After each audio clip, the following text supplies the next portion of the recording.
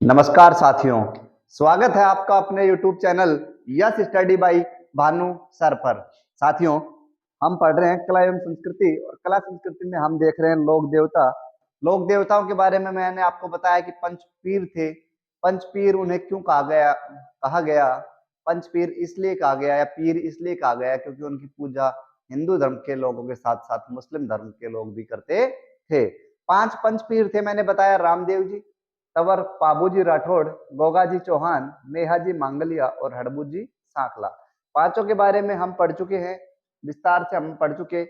उसके बाद हमने देखा तेजा जी के बारे में। तेजा जी पंचपीर में शामिल नहीं थे, लेकिन बड़े लोक देवता है, इस हमने पढ़ लिया है तेजा जी। और आज एक बड़े लोक देवता जिनका नाम है देव नारायण जी महाराज। देव नारायण जी महाराज। देव नारायण जी महाराज के बारे में आज साथियों हम पढ़ने वाले हैं। सुने देव नारायण जी के बारे में कुछ बातें। देव नारायण जी का जन्म बगड़ावत गुर्जर परिवार में होता। बगड़ावत, देव नारायण जी का जन्म बगड़ावत गुर्जर परिवार में होता है। इनका जन्म साथियों होता है 1243 ईस्वी के आसपास। उसके अलावा सुने जगह कौन सी? जगह साथियों थी आसींद, जो पड़ती है वर्तमान में भीलवाड़ा जिले में। साथियों, इनका जन्म होता है आसींद में, बगड़ावत गुर्जर परिवार में इनका जन्म हुआ और जन्म होता है 1243 ईस्वी में। उसके बाद साथियों ध्यान रखें कि गुरुजी इनके पिताजी का नाम क्या था? इनके पिताजी का नाम था सवाई भोज। क्या नाम था? सवाई भोज बगड़ावत। इनके पिताजी बहुत ही शक्तिशाली व्यक्ति थे। इनके पिताजी की हत्या, जब ये इनका जन्म भी नहीं हुआ था, जब ये अपनी माँ की कोख में थे, उस टाइम इनके पिताजी की हत्या हो गई थी इनके 23 भाइयों के साथ। तो सवाई भोज बगड़ावत और 23 इनके भाई मिलकर युद्ध कर रहे थे बिनाय के शासक से। बिनाय पड़ता है साथियों अजमेर में, और इनकी हत्या हो जाती है उस युद्ध के दौरान। ध्यान रखें, तो 23 भाई, ये बगड़ावत एक क्या बोलते हैं शक्तिशाली परिवार था। तो हमारी एक राइटर हुई है राजस्थान की, दादीसा के नाम से प्रसिद्ध है, लक्ष्मीबाई चुंडावत। लक्ष्मीबाई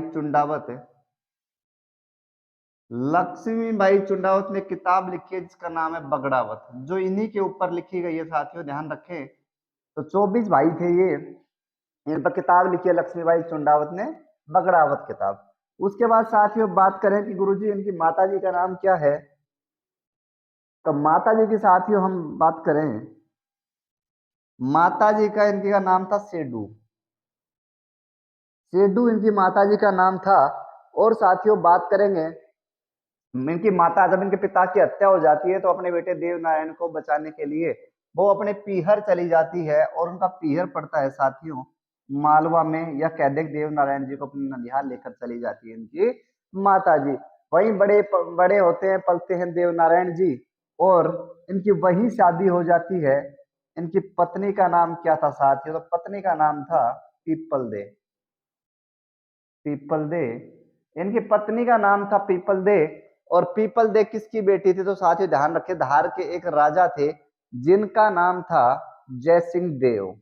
धार जगह पड़ती है, एक धार के राजा जिनका नाम था जय सिंह देव।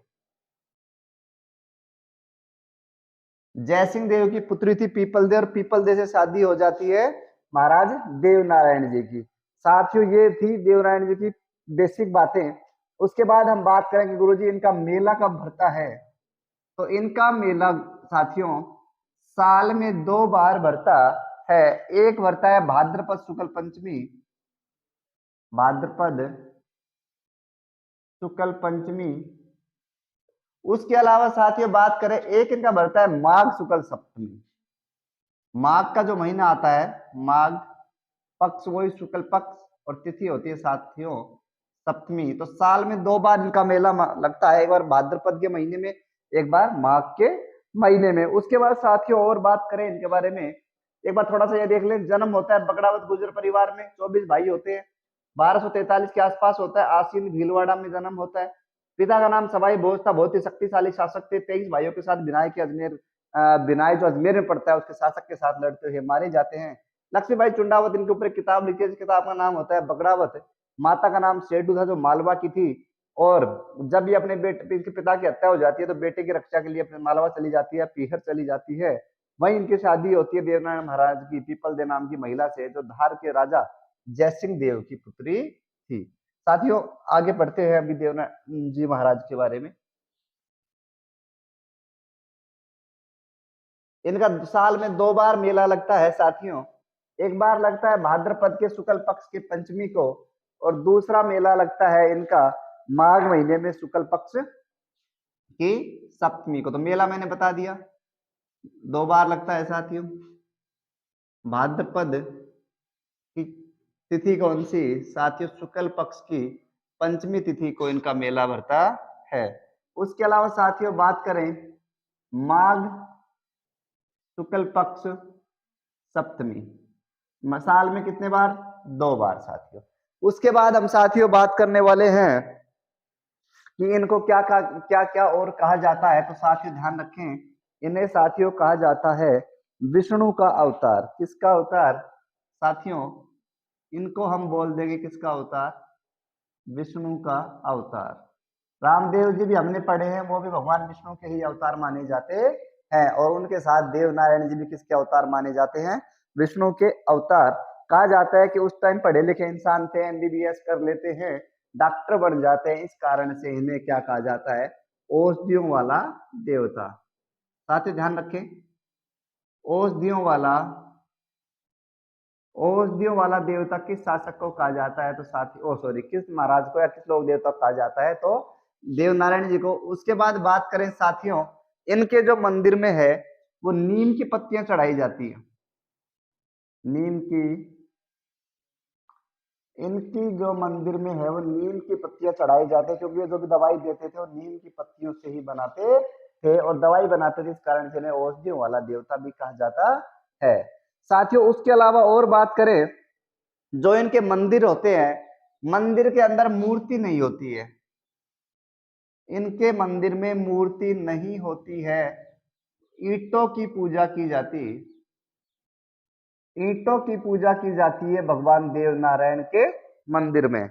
साथियों ध्यान रखें, ये बातें आरपीएस ने एग्जाम में क्वेश्चन डाला था कि किस लोक देवता की पूजा, मूर्ति की पूजा नहीं होती, तो आंसर है देव नारायण जी महाराज। लेकिन वर्तमान टाइम की बात करें तो साथियों ध्यान रखें कि आज के टाइम में देव नारायण जी की मूर्ति की पूजा भी हो रही है। तो साथियों अगर एग्जाम में पूछे तो ध्यान रखें कि अगर ऐसा कोई क्वेश्चन आता है कि किस लोक देवता की मूर्ति पूजा नहीं होती, तो हमें आंसर लगा देना है देव नारायण जी महाराज। उसके बाद साथियों बात करें इनकी फड़, फड़ जहां पर सिद्धि लिखी हुई है, तो इनकी फड़ का वाचन कौन सी जाति के लोग करते हैं? साथियों ध्यान रखें, इनकी जो जाति थी गुर्जर, गुर्जर लोग ही इनकी ज्यादा पूजा करते हैं। तो गुर्जर संप्रदाय के लोग इनके फड़ का वाचन करते हैं, और वाद्य यंत्र साथ कौन सा बजाते हैं? तो साथियों ध्यान रखें जंत्र। जैसे मैंने तुम्हें बताया कि पाबू जी की फड़ भील जनजाति के लोग पढ़ते हैं और वाद्य यंत्र यूज करते हैं, रावण हत्ता, उसी प्रकार देव नारायण महाराज की जो फड़ है उसका वाचन करते हैं गुर्जर संप्रदाय के लोग, और कौन सा वाद्य यंत्र यूज करते हैं? जंतर। इनकी फड़ पर एक डाक टिकट भी जारी कर दिया था राज्य सरकार ने सन 1992 में। तो ध्यान रखें कि डाक टिकट कब जारी हुआ था देवनारायण भगवान की फड़ पर? तो 1992 में। और एक डाक टिकट और जारी हुआ जो माननीय सचिन पायलट साहब 2010 में सूचना प्रसारण मंत्री थे, जब इन्होंने देवनारायण भगवान पर भी एक डाक टिकट जारी कर दिया था। तो ध्यान रखें, डाक टिकट देवनारायण जी की फड़ पर भी डाक टिकट जारी करी, और उसके बाद देवनारायण जी पर भी डाक टिकट जारी कर दी थी साथियों। तो दोनों बात ध्यान रखने की, ये 2010 में करी, वो करी 1992 में। अगर पूछ ले कि सबसे लंबी फड़,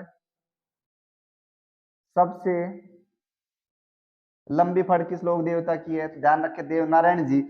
लेकिन क्वेश्चन बदल जाए कि सबसे लोकप्रिय फड़ किसकी है, सबसे बड़ी आ जाएगी तो देवनारायण जी की। लोकप्रिय पूछ ले साथियों तो हमें बता देना है पाबूजी राठौड़ की। सबसे लंबी पूछे देवनारायण महाराज, सबसे लोकप्रिय पूछे पाबूजी महाराज साथियों। उसके बाद बात करने वाले हैं क्या कहा जाता है इनकी फड़ के बारे में कि अगर प्रतिदिन रात के तीन पहर को भी अगर इनकी फड़ पड़ी जाए तो 6 महीने में जाकर पूर्ण होती है। इतनी बड़ी फड़ बताते हैं देव नारायण भगवान की। उसके बाद साथियों हम बात करने वाले हैं देव नारायण भगवान के मंदिर। उससे पहले छोटा छोटा देख ले, मेला लगता है भाद्रपद शुक्ल 10 पंचमी और माघ शुक्ल सप्तमी, साल में 2 बार। विष्णु का अवतार माना जाता है, औषधियों वाले देवता कहा जाता है। नीम की पत्तियों की पूजा करी नीम की पत्तियां चढ़ाई जाती है इनके मंदिरों में। मूर्ति की पूजा नहीं होती थी, ईटों की पूजा होती थी। फड़ गुर्जर जाति के लोग जंत्र वाद्य यंत्र के साथ करते हैं। इनकी फड़ पर राज्य सरकार ने डाक टिकट जारी किया 1992 में। देव नारायण जी पर भी डाक टिकट जारी किया जब सचिन पायलट सूचना प्रसारण मंत्री थे सन 2010 में। उस टाइम में सबसे लंबी फड़ और लोकप्रिय फड़ पूछे तो बाबू जी की, सबसे लंबी पूछेगा तो भगवान देव नारायण की। उसके बाद बात करें साथियों, उसके बाद बात करें हम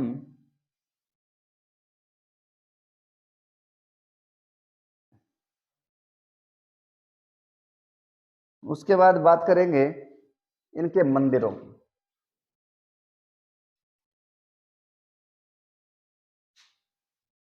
इनके मंदिर की, गुरुजी मंदिर कहाँ कहाँ है बताओ, बिल्कुल बता देंगे। मंदिर साथियों ध्यान रखें, जो इनका सबसे बड़ा मंदिर है वो है आसीन में। आसीन मैंने बताया इनका जन्म स्थान भी आसीन था। आसीन कहाँ पड़ता है साथियों? भीलवाड़ा, भीलवाड़ा में। उसके बाद साथियों इनके दूसरे मंदिर की बात करें तो वो है देवमाली मंदिर। देवमाली, साथियों देवमाली पड़ता है ब्यावर में।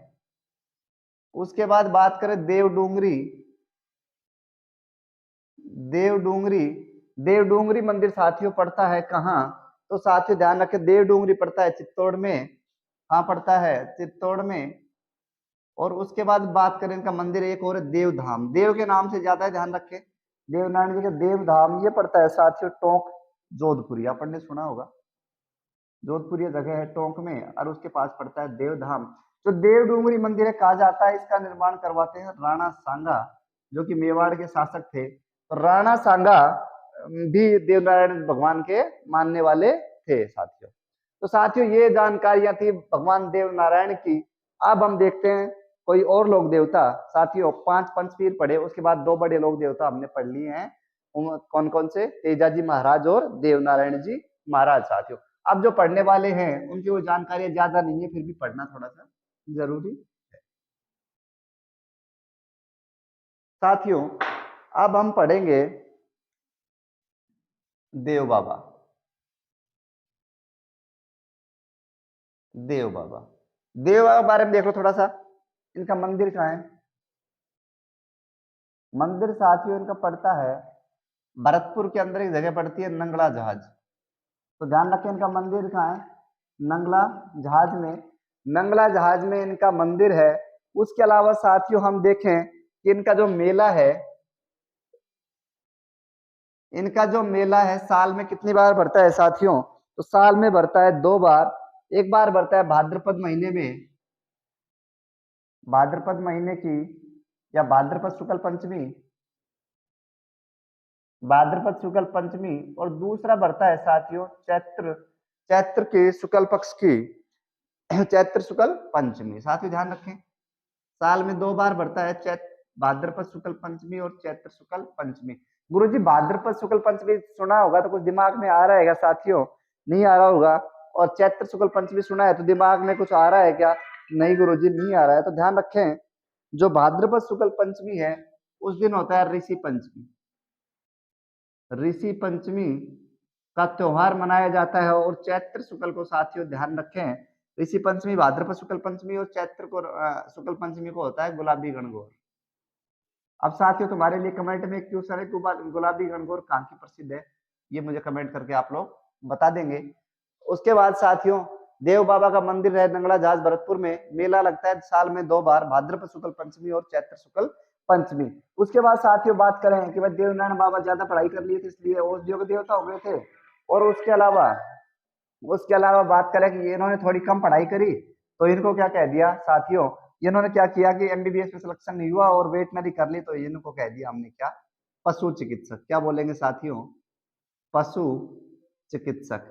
पशु पशु पशु चिकित्सक हो गया तो पूछ ले कि किस लोक देवता को पशु चिकित्सक कहा जाता है, तो हम आंसर लगा देंगे देव बाबा।